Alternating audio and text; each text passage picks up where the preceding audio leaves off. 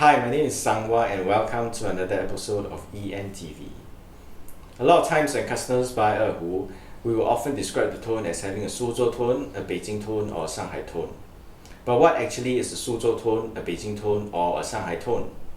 And today we have with us again Eason, who will be talking about the different characteristics of the Suzhou Erhu, the Beijing Erhu and the Shanghai Erhu. And he will also do a little demonstration to let you have a listen of how each of the different Erhus sound like. Welcome to the show, Eason. Yeah, thanks so much for having me again. Okay, so Eason, before we begin, can you tell us why is there a Suzhou tone and a Shanghai tone and a Beijing tone? That's a very good question. So actually, right, I would say that the tone of these different regions reflect not only the type of music that exists, but also like how the people are like and their language. So for instance, if we talk about like a Suzhou tone, for instance, Suzhou is part of southern China, right? And the music that you find within Suzhou is more sweet in nature, more melodious in nature, in fact. And the people over there, right, if you listen to them speak, it's also more gentle, very, very soothing. But when you talk about something like a Beijing tone, for instance, something in northern China, then when you talk about Beijing or northern China, first thing you think of is stuff like Beijing opera. You know, that's very uplifting, that's very piercing, sometimes even a bit nasal in nature. And the people there also tend to speak with a very loud volume, for instance, and they tend to talk very fast, all those. So yeah, the different regions actually reflect how the people there are in fact like. So Eason, structurally, is there any difference between Erhus from the different regions? Yeah, so there are actually a lot of structural differences between Erhus of these different regions. So let's talk about the snake skin in brief, right? So snake skin, we know that, depending on whether the snake skin is thick or thin, it can actually affect the tone of the Erhu in many different ways. So if you have a thicker snake skin, for instance, the sound that comes out is much more fuller, much more thicker, but at the same time it can compromise the responsiveness of the Erhu a little bit. And another important thing would be how tightly the maker actually skins the Erhu.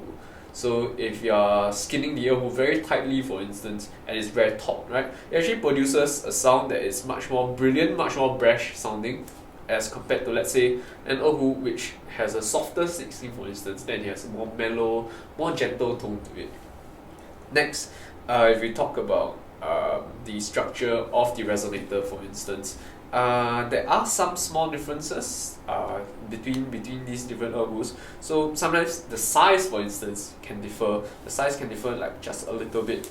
And of course there are different, let's say, how do they carve certain angles within the sound box, for instance, and on the outside, that can also affect. The last thing would of course be this decorative window plate here. Like when we hear the name decorative window plate, we'll think that it's something that's just showy, right? That's just for aesthetics purposes. But that's not actually the case. If we were to see differences between, let's say, a Suzhou Erhu and a Beijing Erhu, for instance, you can see that there are differences in it that actually can contribute to difference in sound. So you can see a Beijing Erhu has more spaces in it as compared to something like the Suzhou Erhu, and it will affect how much sound is actually being let out of the sound box to a certain extent.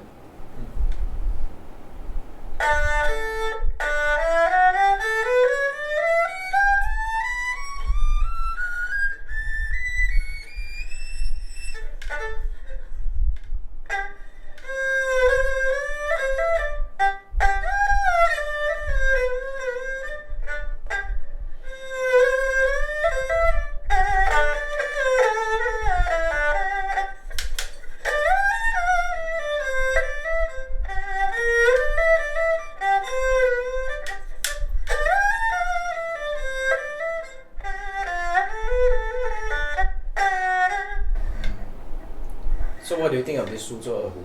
Alright, so from what I understand from you last time, Ming Kun is a maker that we have been working with for about 5 years or so. And I guess what I really like about this Erhu is that there's this very sweet, very gentle tone about it that we rarely find in Erhus from other regions. So especially when we play stuff like Sunan Xiaoxue.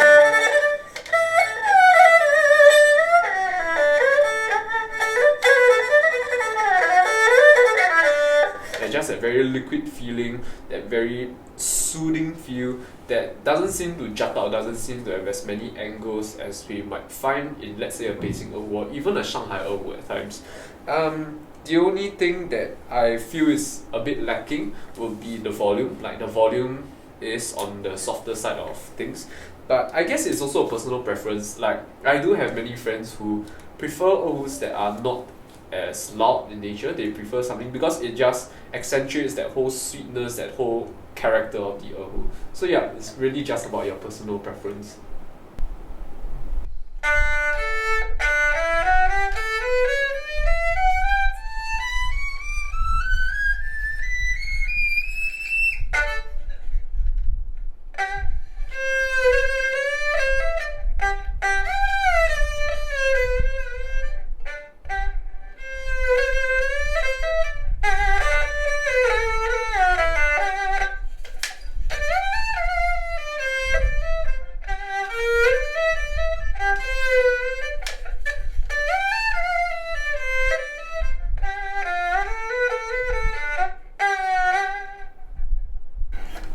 This is definitely something different from what we have in our store.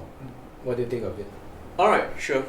So actually, Li Jianhua as a maker, right, is someone whom I guess we have heard of for a pretty long time, especially from our friends who study back in Beijing.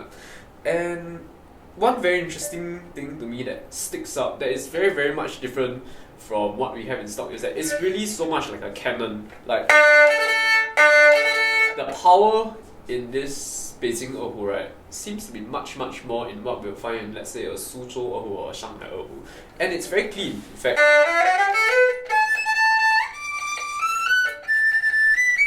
There's still a certain amount of clarity and power that is present in even the high registers that can be sometimes a bit lacking in Erhus made in southern China. And it's really very suited, as I mentioned earlier, it's very, very suited for playing pieces that are very uplifting. So,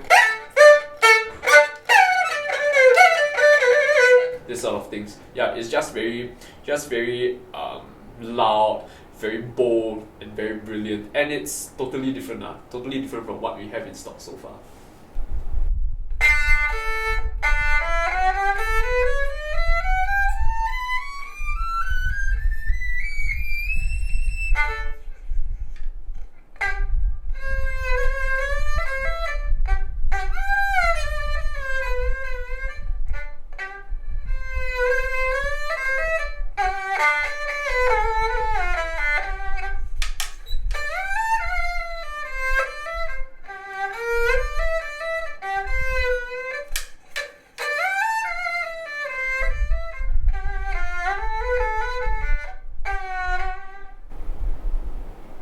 This is definitely something that is very familiar to me.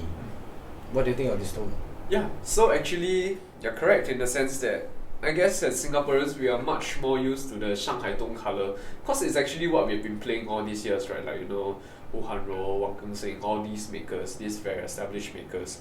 I would say that the tone colour of a Shanghai Erhu is actually pretty much of an intermediary between that of a Suzhou Erhu and a Beijing Erhu. Why do I say so?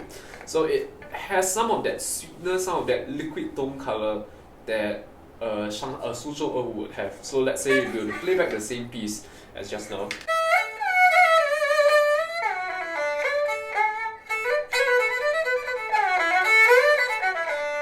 It still sounds very comfortable, very flowy, very soothing. But at the same time, you can hear that firstly, it has much more volume than a Suzhou Erhu. Secondly, it has much more power than that of a Suzhou Erhu, such that when we play northern China pieces, for instance, like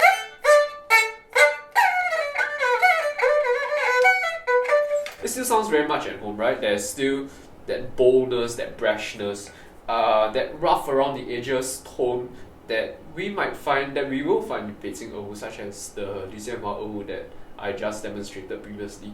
So if you are someone who thinks that a Beijing Erhu is too brash, too loud, sounds too much like a trumpet to you, or if you think that the Suzhou Erhu is too sweet, is too reserved, and that you want something in the middle, then yes, a Shanghai Erhu would definitely be the right fit for you.